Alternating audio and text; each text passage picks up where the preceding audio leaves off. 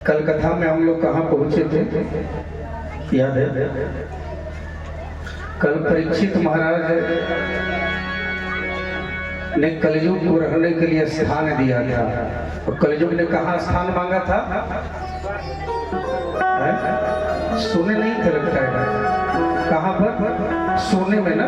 हाँ, कलयुग ने सोने में रहने के लिए स्थान मांगा महाराज। सुनिए, कलयुग ने क्या कहा कि महाराज हमको सोने में रहने के लिए जगह दे दो। अच्छा, कलयुग का निवास सोने में होता है और माताएं बहनें सबसे ज्यादा गहना पहनने के लिए सोने के ही लाई थी। अब बताओ, कलयुग रहता है। अब आप कहें एक अच्छा, कहीं ये तनाव हो जाता है मन में। एक बहन जी हमारे पास आ गई एक जगह, महाराज तो क्या करें, ना पहने? हमें नहीं पहनो भाई, अगर नहीं पहनेंगे तो फिर खाना पीना भी सब छोड़ देंगे। नहीं, आप पहनिए, लेकिन उसका भी साधन है, उपाय है। बोले कलयुग का निवास तो सोने में है महाराज। अच्छा, एक बात और, अब आप देखिए कि भागवत के प्रथम स्कंध में लिखा गया, चूंकि भागवत जी में 12 स्कंध हैं, 135 अध्याय हैं, 18,000 श्लोक हैं। प्रथम स्कंध में भागवत में वर्णन है कि सोने में कली का वास है। अच्छा, उसी भागवत के एकादश स्कंध के 16वें अध्याय में और 16वें अध्याय के 18वें श्लोक में विभूति योग वर्णन करते हुए भगवान कृष्ण उद्धव से कहते हैं कि हे उद्धव, धातु नमस्य कांचनम, मैं धातुओं में स्वर्ण हूं, सोना हूं। अब बताइए, यहाँ पर संशय हो गया। अब ठाकुर जी कह रहे हैं कि धातुओं में मैं सोना हूं, यानी सोने में मैं रहता हूं। इधर कलयुग भी सोने में, दोनों एक साथ रह सकते हैं क्या? संभव ही नहीं। ठाकुर जी कलयुग दोनों एक साथ नहीं रह सकते, तो फिर कैसे निराकरण हो हमारा? बोले आखिर किस सोने में रहते हैं ठाकुर जी? किस सोने में रहते हैं? कलयुग। अच्छा, जिसमें ठाकुर जी हो उसी का गहना बनाया जाए तो बढ़िया है। तो आखिर इसका निराकरण कैसे होगा? तो संतों ने साधन बताया, उपाय बताया। क्या क्या संतों ने कहा कि एक सिंपल तरीके से हम लोग समझ लें कि जो 1 नंबर की कमाई से गहना बने उसमें ठाकुर जी का वास है, और जो 2 नंबर की कमाई से गहना बने उसमें कलयुग का वास। लेकिन अब समस्या ये भी है कि 1 नंबर की कमाई से गहना बनेगा ही नहीं, बढ़िया है। 2 नंबर की कमाई से कुछ ज्यादा बनेगा, ठीक ना? तो केवल इच्छा पूर्ति के लिए 1 नंबर की कमाई से बन सकता है। तो फिर क्या करें महाराज? चलो, ऊपर से आमदनी कुछ हो गई है तो क्या करें? तो उसका भी उपाय है। बोले क्या उपाय हमारा? तो आप संसार में ऐसा कोई वस्तु नहीं है जिसमें कलयुग नहीं है, चाहे वह भोजन हो, चाहे सोना हो, गहना हो, या फिर वस्त्र हो, कपड़ा वगैरह हो, या आदमी का दिमाग ही समझ लीजिए। ऐसा संसार में कोई वस्तु नहीं है कि जिसमें कि कलयुग का वास नहीं है, सब में है। तो फिर क्या करें महाराज? बोले एक काम करिए, आप कुछ भी लाते हैं, कुछ भी बनाते हैं तो पहले ठाकुर जी को चढ़ा दीजिए, कलयुग का प्रभाव समाप्त हो जाएगा। आपने कपड़ा लाया अपने लिए मार्केट से, एक रुमाल भी लेकर के आइए नया, आप कुछ भी मार्केट से नया चीज लेकर के आइए तो पहले घर में ठाकुर जी को या फिर जिस देवी देवता को आप मानते हो, आप उनको जाकर के अर्पित कर दीजिए, चढ़ा दीजिए और प्रसाद के रूप में उसे पहन लीजिए। हो गया? आपने कोई भी गहना बनवाया, पहले उसे ठाकुर जी को या देवी जी को चढ़ा दीजिए और उसे प्रसाद के रूप में पहन लीजिए, कलयुग का प्रभाव उसमें से। अच्छा, सबसे ज्यादा कलयुग तो भोजन में है, इसलिए गोस्वामी जी ने लिखा कि तुम ही निवेदित भोजन करही,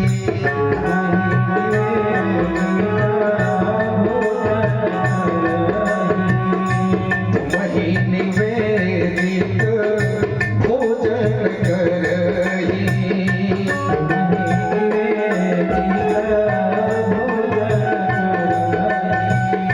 प्रभु प्रसाद पट भूषण धरही,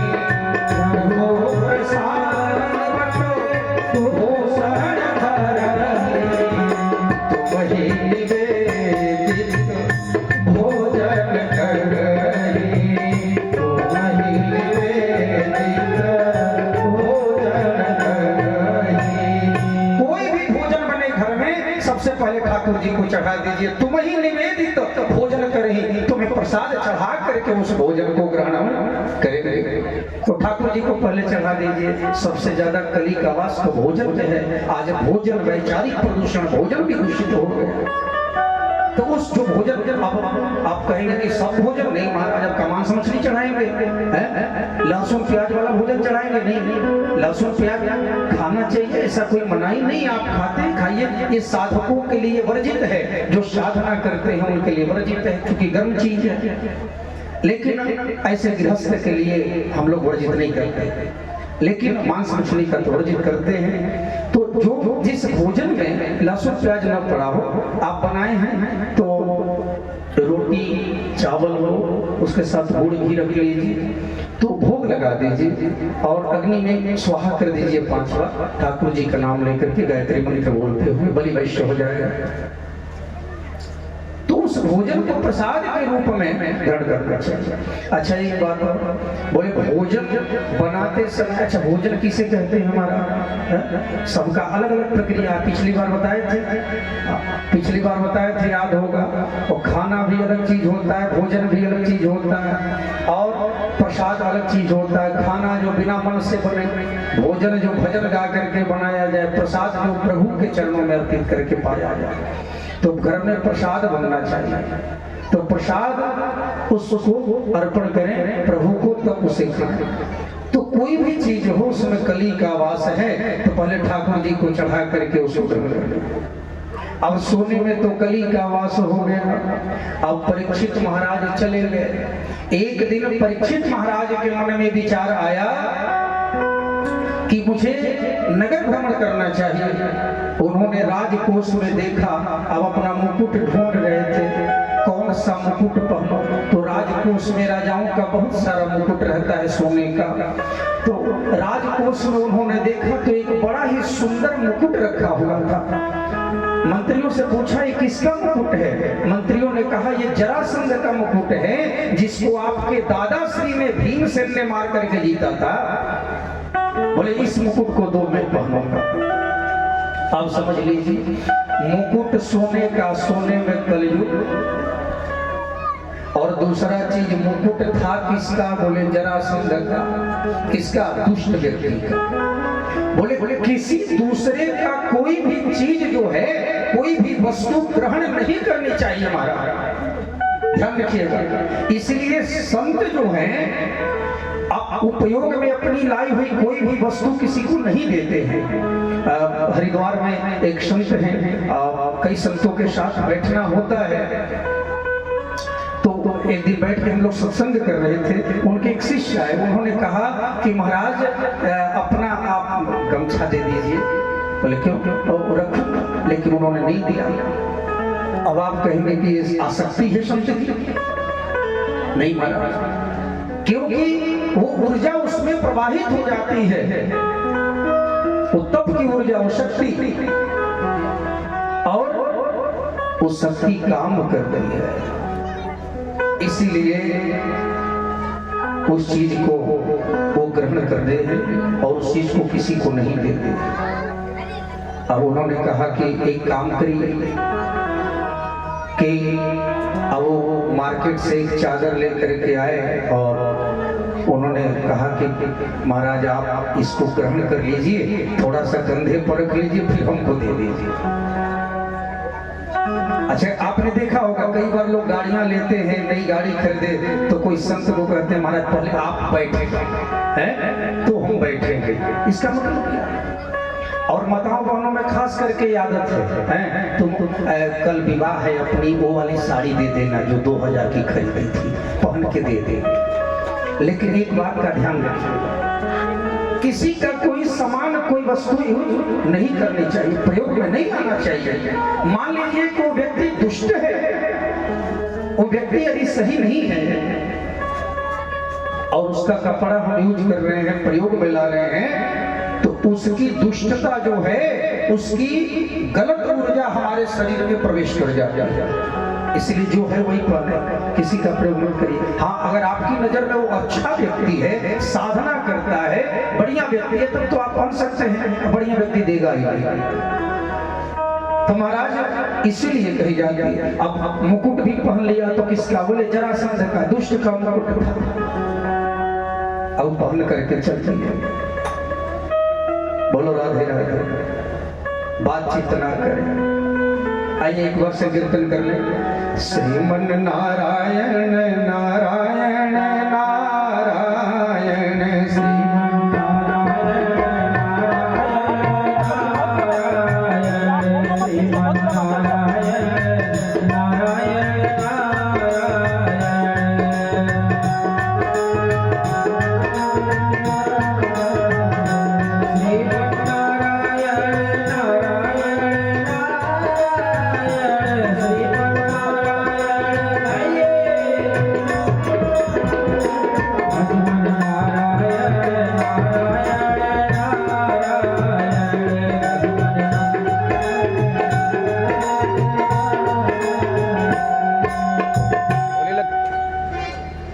लक्ष्मी नारायण भगवान की जय।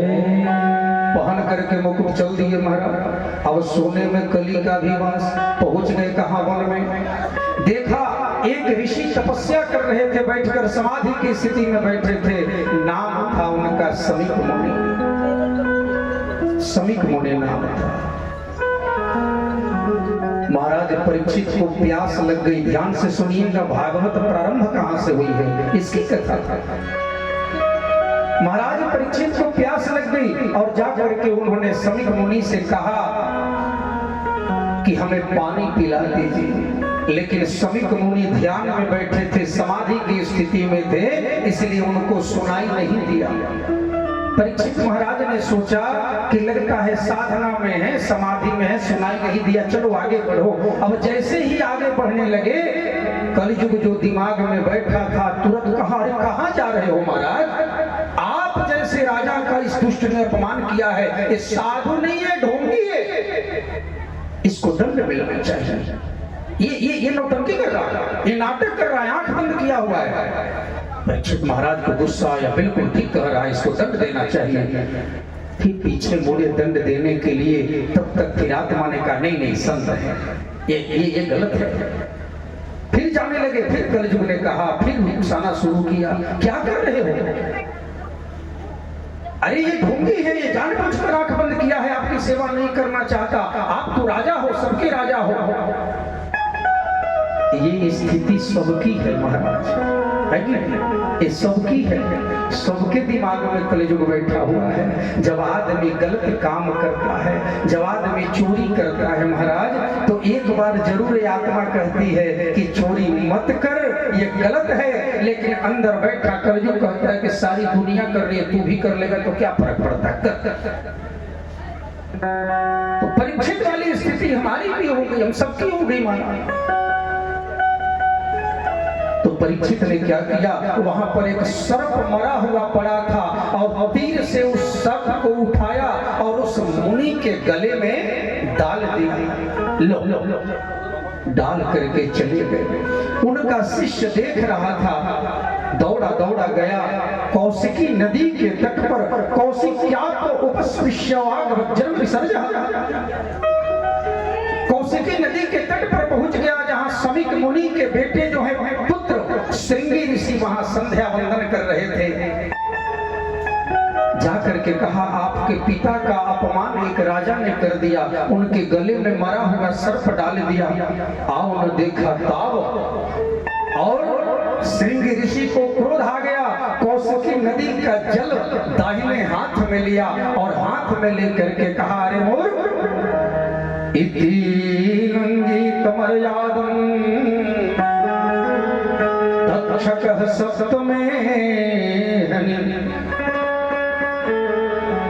दंगक्षति स्म कुलांगारं चोदितो मे तद्द्रोहम्। अरे कुलांगार, अरे दुष्ट, हाथ में जल लेकर के कहा, अरे मोर, राजाओं का काम है कि ब्राह्मणों की सेवा करना, उनकी रक्षा करना। तूने मेरे पिता का अपमान किया है, जा, मेरे पिता के गले में तूने सर्प डाला है, तुझे श्राप देता हूं, आज से ठीक 7वें दिन तुझको तक्षक नागा करके डस लेगा और तेरी मृत्यु हो जाएगी। आए लौटकर पिता के गले में सर्प देखा, बैठकर रोने लगे। समीक मुनि का ध्यान टूटा, गले में सर्प देखा, समीक मुनि ने उतार दिया। बेटे से कहा, अरे बेटा ये तो मरा हुआ है, क्यों रो रहा है? ये तो मरा हुआ सर्प है। समीक मुनि के शिष्य ने कहा कि आप घबराइए मत, आपके पुत्र ने उस राजा को श्राप भी दे दिया। माथा ठनका, समीक मुनि ने ध्यान लगाया। वो कौन राजा था? जब नित्य बंद करके ध्यान लगाया, ध्यान में देखा वो तो परीक्षित महाराज। पश्चाताप से भर उठे, अपने पुत्र श्रृंगी को डांटने लगे, कहने लगे, अरे मूर्ख, ये तूने क्या किया? इस धरती पर धर्म की रक्षा करने वाला सिर्फ एक ही राजा बचा था और तूने उसको भी श्राप दे दिया। अरे वो तो कलयुग का प्रभाव था कि उसने गलती कर दिया, उसकी कोई गलती नहीं थी, वही तो धर्म रक्षक है। तूने तो उसे श्राप दे दिया। ब्राह्मणों का काम किसी को श्राप देना नहीं है, आशीर्वाद देना है। लेकिन फिर भी बोले ब्राह्मण का श्राप व्यर्थ नहीं जाता, इसलिए अपने शिष्य गोरखमुख को बुलाया और बुला करके कहा कि जाओ और जा करके महाराज परीक्षित से कह दो कि 7वें दिन उनको तक्षक नाग डसने वाला है, इसलिए 7 दिन के अंदर अपनी मुक्ति का कोई उपाय कर ले ताकि उनको मुक्ति मिल जाए, क्योंकि अकाल मृत्यु होने वाली है। गोरखमुख गया दरबार में, परीक्षित महाराज बैठे थे मंत्रियों के साथ, और जैसे ही उसने कहा कि महाराज क्षमा करिएगा, आपको श्राप मिला हुआ है। समीक मुनि के गले में आपने मरा हुआ सर्प डाल दिया था, उनके पुत्र ने आपको श्राप दिया है कि 7वें दिन आपको तक्षक नागा करके डस लेगा, इसलिए आप अपनी मुक्ति का कोई उपाय कर लें। परीक्षित महाराज ने जैसे ही सुना, अपना मुकुट उतार करके रख दिया, आंख से अश्रु गिरने लगे। मंत्रियों ने कहा, महाराज क्यों रो रहे हैं? परीक्षित महाराज ने कहा कि रो इसलिए रहा हूं कि मुनि ने मुझ पर कितनी बड़ी कृपा की, उस ब्राह्मण ने मुझ पर कितनी बड़ी कृपा की। बोला, कृपा?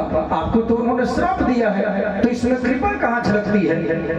परीक्षित महाराज ने कहा, अहो मया नीच मनार्जवत्कृतं निरागसे ब्रह्मणि गूढ़ तेजसि ध्रुवं ततो मे कृतदेव हेलना दुरत्ययं व्यसनं नाति दीर्घा। परीक्षित महाराज कह रहे हैं कि अहो मया नीच मनार्जवत्कृतं, अरे मेरे जैसे नीच को जिसने एक ब्राह्मण ऋषि का अपमान किया है, मेरे जैसे नीच को एक पल भी जीने का अधिकार नहीं है। ये तो ऋषि की कृपा है कि मुझे 7 दिन जीने का अधिकार दे दिया, एक पल भी जीने का अधिकार नहीं है, मुझे तो जला करके राख कर देना चाहिए था। ये तो ऋषि की कृपा है कि 7 दिन। चलो, किसी के पास 7 दिन है क्या? है क्या किसी के पास 7 दिन? किसी के पास नहीं है हमारा। ये तो गारंटी हो गया, नहीं हो गया गारंटी कि चलो भैया एकदम 7 दिन के अंदर तो गारंटी हो गया कि तुमको कोई मार नहीं सकता। यहाँ तो किसी के पास गारंटी नहीं है। 7 दिन छोड़िए, रात में आदमी सोए तो ये गारंटी नहीं कि सुबह में उठ जाएगा। रात भर की बात छोड़ दीजिए, कोई हाथ उठाकर गारंटी लेकर जरा कहे तो मैं 1 घंटे बाद जीवित रहूंगा। नहीं महाराज, ये गारंटी क्यों नहीं ले सकता? क्योंकि हमारे श्वास की डोरों से दीनानाथ के हाथ में है, और जिस दिन उन्होंने छोड़ दिया उस दिन। लेकिन 7 दिन की गारंटी परीक्षित महाराज को मिल गई कि 7 दिन के अंदर यमराज की भी हिम्मत नहीं है कि आपको ले जा सके। बोले 7 दिन मुझे दिया, बड़ा एहसान मंद हो, मुकुट को रख दिया, राजपाट सब त्याग दिया, अपने 10 वर्ष के पुत्र जन्मेजय को राज्य काज सौंप दिया, मंत्रियों से कहा देखभाल करना, मैं तो अब जा रहा हूं। और हरिद्वार में आकर के आनंद तट पर बैठ गए महाराज, गंगा किनारे आकर बैठ गए। जैसे ही 88,000 शौनकादि ऋषियों को पता चला, सब आ गए, आकर के कहने लगे, अरे महाराज हमें बड़ा दुख हुआ। परीक्षित महाराज ने कहा, क्यों? बोले, दुख इसलिए हुआ कि हमने सुना कि आपको श्राप मिला है। बताइए, आप जैसे धार्मिक राजा को श्राप मिलना चाहिए क्या? परीक्षित महाराज कहते हैं कि पहले ये बताइए कि आप 88,000 ऋषि लोग ये सुन के आए हैं कि मुझे श्राप मिला है। परीक्षित महाराज मुस्कुराते हुए कहते हैं कि प्रभु, अगर मैं जीवन भर प्रयास करता तो भी आप जैसे 88,000 संतों का दर्शन नहीं कर पाता, और ये श्राप का ही परिणाम है कि बिना बुलाए ही आप लोग आकर के हमें दर्शन की जगह दे दिए। तो अब ये बताइए कि ये श्राप है कि वरदान है? संतों का दर्शन हो जाए तो इसे कल्याण है। तो परीक्षित महाराज ने कहा कि अब ये सब छोड़िए कि श्राप मिला कैसे मिला, अब ये बात करने का विषय नहीं है। अब आप लोग विद्वान हैं, अब ये बताइए कि अब किया क्या जाए? जिसको 7 दिन में मरना हो उसको क्या करना चाहिए? ये देखिए, ये सबके लिए है महाराज, ये सबके लिए है, किसी एक के लिए नहीं है, ये सबके लिए है। 7 दिन में जिसको मरना हो उसको क्या करना चाहिए? और 7 ही दिन में तो सबको मरना है, किसी के लिए 8वां दिन थोड़े ना बना है। चाहे सोमवार को मरे, चाहे मंगलवार को, चाहे बुध को, चाहे बृहस्पति, शुक्रवार, शनिवार, 8वां दिन तो किसी के लिए नहीं बना। इस 7 ही दिन में जाना। बोले 7 दिन में जिसको मरना है बताओ, समय कम है तो मुक्ति मिल जाए। अब उसमें से कोई ऋषि कह रहे हैं कि महामृत्युंजय करिए, कोई कह रहे हैं कि इस मंत्र का जप करिए, कोई कह रहे हैं कि उस मंत्र का जप करिए, कोई कह रहे हैं कि वेद का पाठ करिए, कोई कह रहा है कि उपनिषद का पाठ करिए, कोई कह रहा है कि राम नाम करिए, लेकिन संतुष्टि नहीं, संतुष्टि मन को नहीं मिली। और ये बातें हो रही थी महाराज, और तभी उसी समय, उसी क्षण तत्राभवद्गवान् व्यासपुत्रो यदृक्षया कामट्मानो न प्रेक्षः अलक्षलिङ्गो निजलाभतुष्टो वृतश्च बालैरवधूतवेषः। तत्राभवद्गवान् व्यासपुत्र हो, बोले प्रकट हो गए। कौन? सुखदेव जी महाराज। प्रेम से बोले सुखदेव भगवान की। अच्छा, एक बात समझिएगा, सुखदेव जी कौन है? कल कथा सुनाए थे, व्यास जी के पुत्र हैं। लेकिन एक बात का ध्यान रखिएगा, 2 चीजें बताएंगे। भागवत में सबके लिए कहा गया कि आ गए, शौनकादि ऋषिगण आ गए हैं, नारद जी आ गए, समीक मुनि आ गए, श्रृंगी ऋषि आ गए, सबके लिए कहा गया कि आ गए।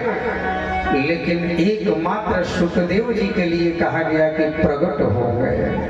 अब बताइए, प्रकट कौन होता है? भगवान ही होते हैं। प्रकट कौन होता है? बोले भगवान होते हैं। यानी सुखदेव जी कोई साधारण नहीं, स्वयं श्री हरि के अंश बता रहे हैं। और उम्र कितनी है? बोले 8 दूनी 16 वर्ष। बोले महाराज, ये डायरेक्ट 16 वर्ष कह देते तो क्या बिगड़ जाता, ये 8 दूनी कहने की क्या जरूरत है? बोले इसमें भी रहस्य है। बोले रहस्य क्या है? तो उम्र तो 16 वर्ष की है महाराज, लेकिन मन 8 वर्ष के बालक की तरह है। जिस प्रकार 8 वर्ष का बालक स्त्री पुरुष का भेद नहीं जानता, उसी प्रकार से सुखदेव भगवान स्त्री पुरुष का भेद नहीं जानते। मन बिल्कुल स्वच्छ 8 वर्ष के बालक की तरह है, और 16 वर्ष की उम्र हो रही है महाराज। और देखने में कैसे हैं? बोले अलक्षलिंगो निजलाभतुष्टो वृतश्चैबालैरवधूतवेषः। बोले अलक्षलिंगो, बिल्कुल नंगे हैं, शरीर पर कोई वस्त्र नहीं है और पूरा शरीर राख से लपेटे हैं। बच्चे पीछे से पत्थर मारते हैं पागल समझ करके, लेकिन ये संत है महाराज अपने मग्न में जा रहे हैं। और जैसे ही सुखदेव जी पहुंचे, कहा जहां पर परीक्षित महाराज थे, 88,000 ऋषि थे। जैसे सुखदेव जी पहुंचते हैं, 88,000 ऋषि दंडवत धरती पर लेट करके प्रणाम करते हैं। दंडवत प्रणाम। परीक्षित महाराज आश्चर्यचकित हो गए, ये क्या हो रहा है भाई? अरे 88,000 जो ऋषि हैं, इनमें से किसी की उम्र 1 लाख वर्ष है, किसी की उम्र 60,000 वर्ष है, किसी की उम्र 10,000 वर्ष है, किसी की उम्र 2,000 वर्ष है, और इस 16 वर्ष के बालक को प्रणाम कर रहे हैं सबके सब, वो भी धरती पर लेट करके। क्या बात है, कुछ जो विशेष है। तो परीक्षित महाराज ने भी दंडवत प्रणाम किया। आइए हम सभी सुखदेव जी को प्रणाम करें, क्योंकि आज से वही कथा सुनाने वाले। हाथ जोड़ लीजिए सभी लोग। ओम नमो स्वनंता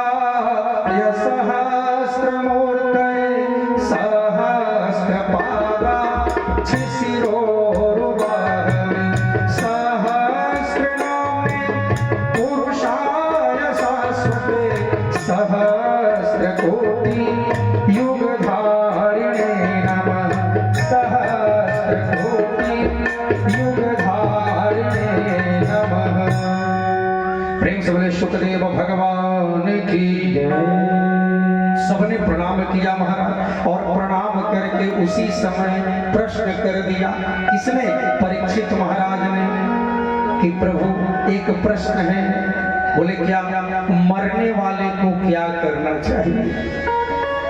और ये प्रश्न केवल परीक्षित का नहीं है, हम सबका है, क्योंकि सबको मरना है, कोई जीने के लिए नहीं आया है। आप भले कोई 10 साल ज्यादा जी ले, चाहे 20 साल ज्यादा जी ले, लेकिन मरेगा जरूर। कोई अमर तो ही नहीं है? तो चलो भैया डॉक्टर की सहायता से 5 साल ज्यादा जी लिए, 10 साल ज्यादा जी लिए, लेकिन कोई फर्क नहीं है, जाना तो वही है। तो महाराज बोले मरने वाले को क्या करना चाहिए? सुनिए, सुखदेव जी ने कहा कि परीक्षित, ये तुम्हारा व्यवहार हमको ठीक नहीं लगा। बोले क्या हुआ प्रभु? सुखदेव जी कहते हैं कि कोई भी अतिथि तुम्हारे यहाँ आता है, ध्यान से सुनिएगा, बड़ी सुंदर वक्तव्य है। सुखदेव जी कहते हैं कि परीक्षित तुम्हारे यहाँ कोई अतिथि किसी के यहाँ आता है तो पहले उसको वासन देना चाहिए, जलपान के लिए पूछना चाहिए। तुमने कुछ भी पूछा ही नहीं, ना आसन दिया बैठने के लिए, और डायरेक्ट आते ही प्रश्न कर दिया। ये कौन सी बात है? परीक्षित महाराज ने कहा कि प्रभु क्षमा करिएगा, ये हमारी धृष्टता हो सकती है, परंतु क्या करूं, मैंने सुन रखा है कि आप जैसे अवधूत योगी जो हैं कहीं भी 2.5 घंटे से ज्यादा नहीं रुकते, इसलिए मैंने सोचा कि कहीं जलपान कराने में बैठाने में 2.5 घंटे बीत गया तो फिर उठ के आप चल देंगे, इसलिए डायरेक्ट प्रश्न कर दिया। सुखदेव जी प्रसन्न हो गए, तुम्हारे मन की जिज्ञासा देखकर मन प्रसन्न हुआ। और हे राजन, बरियाने सते प्रश्न कृतो लोकहितं नृप आत्मविद सम्मतः पुंसां श्रोतव्यादिषु यः। बोले बरियाने सते प्रश्न। सुखदेव जी कहा राजन, तुम्हारा प्रश्न बड़ा ही वरीय है, श्रेष्ठ है, क्योंकि ये तुम्हारा नहीं संसार के समस्त लोगों के लिए है, प्रत्येक प्राणियों के कल्याण के लिए बात पूछी है, क्योंकि मरना सबको है महाराज। इसलिए मरना सबको तो है, लेकिन कोई मरना चाहता याद ही नहीं रहता कि मरना भी है? कोई कह दे अरे भैया एक दिन मरोगे, ऐसा अशुभ मत बोलना फालतू में, जैसे लगता है कि उम्र बढ़ के आ गया। अरे हम तो कहते हैं कि इसकी बात में विचार करना चाहिए। जब 4 आदमी बैठे तो मरने के बारे में जरूर बात करिए कि भैया मरना है, हम भी मरेंगे, तुम भी मरोगे, ये बात जरूर करिए, करना चाहिए। लेकिन उसके साथ एक चीज और जोड़ दीजिए कि चलो कुछ जीवन के लिए हम लोगों ने किया है क्या? मरना है तो क्या जवाब देंगे फिर, है कि नहीं? लेकिन हमारी बुद्धि कहाँ तक अटकी हुई है महाराज। बोले निद्रियाह्यतेन तम व्यवायेन चवावयः दिवाचार्थे हया राजन् कुटुंब भरणे नवा। हमारी बुद्धि कितना देर तक काम करती है? बोले पैसा कमाना, परिवार पालना और खाना, रात को सोना, विषयों को भोगना, इससे ज्यादा बुद्धि किसी की काम नहीं करती। इतने में हम अटके हुए हैं। मरना सबको है, इसीलिए संत कहते हैं क्या भरोसा है इस जिंदगी का। अच्छा भोजपुरी में सुना देते, बक्सर वाले मामा जी गाया करते थे।